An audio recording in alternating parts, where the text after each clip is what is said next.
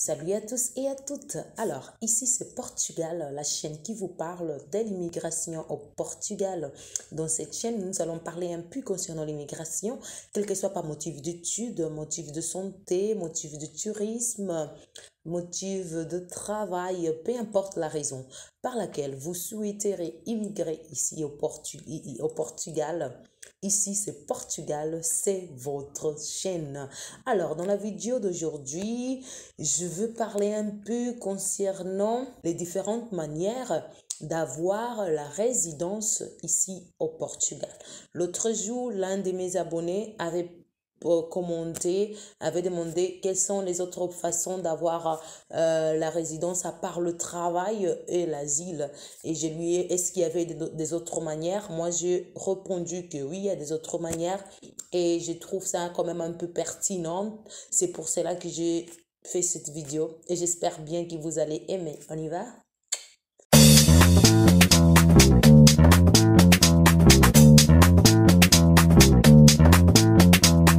Alors, comme vous le savez bien, pour venir au Portugal, il y a deux genres de visas. Il y a le visa national et il y a le visa Schengen.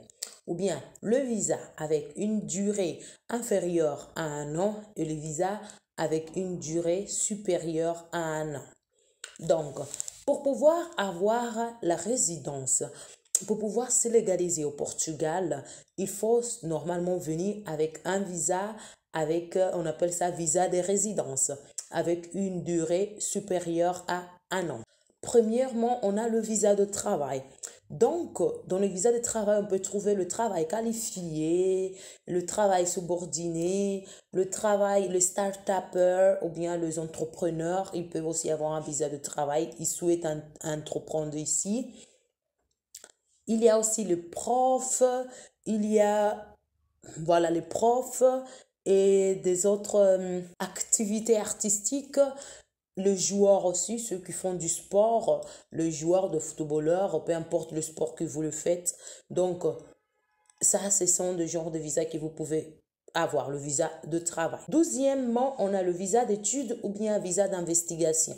Les études, c'est pour ceux qui vont venir ici étudier, quel que soit le secondaire, la faculté, pour l'investigation, pour le chercheur. Donc, ce genre de visa vous donne droit aussi à la carte de séjour. Le troisième type de visa, c'est le visa de formation professionnelle et stage ou bien volontariat. C'est-à-dire, si vous allez venir ici faire une formation professionnelle, ou bien vous allez venir faire ici un stage, ou bien vous allez venir faire ici du volontariat, ça c'est le genre de visa et ce visa vous permet aussi d'avoir la résidence.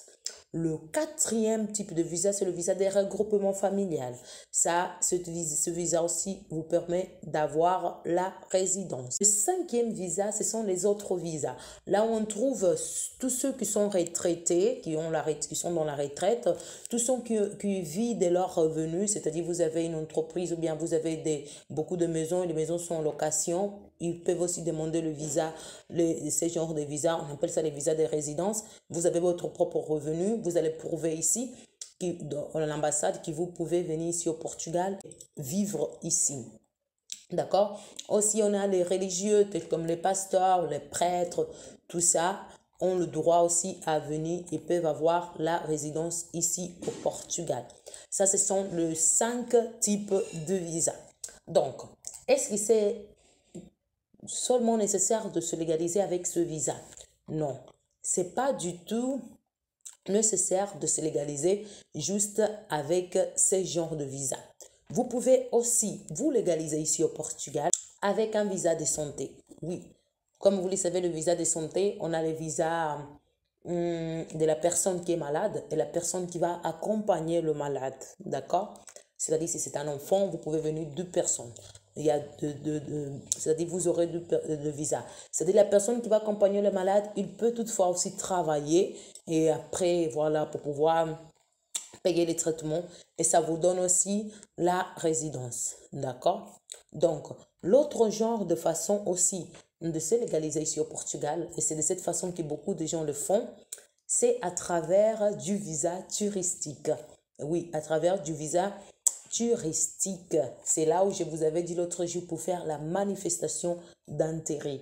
C'est à travers le visa touristique. Il y a aussi l'autre façon d'avoir la résidence, c'est à travers le mariage. Lorsque vous vous mariez avec un citoyen européen ou bien un citoyen portugais, donc vous pouvez aussi avoir la résidence. L'autre façon aussi d'avoir encore la résidence, c'est à travers un enfant. Imaginons que vous êtes venu ici avec un visa de tourisme. Et après un an, vous êtes tombé enceinte. Donc, dans ce cas, voilà, après vous allez accoucher, votre enfant automatiquement aura la nationalité portugaise. Donc, à travers votre enfant, vous pouvez bien vous légaliser et votre mari aussi, vous se légaliser si vous n'êtes pas légalisé. Donc, vous aurez votre carte de résidence. Ça, c'est fait. Pourquoi? Parce que vous avez un enfant portugais et vous devez se légaliser. Peut-être un jour, je vais faire une vidéo qui parle de ça. Il y a aussi à travers l'asile. Voilà, à travers l'asile. Vous pouvez vous légaliser bien sûr à travers l'asile. Avec une demande d'asile, après vous aurez le passeport, voilà, comme un réfugié. Et vous pouvez être bien légalisé avec la demande d'asile. Donc, c'est ça la vidéo que j'ai voulu vous transmettre aujourd'hui concernant les différentes manières de se légaliser au Portugal.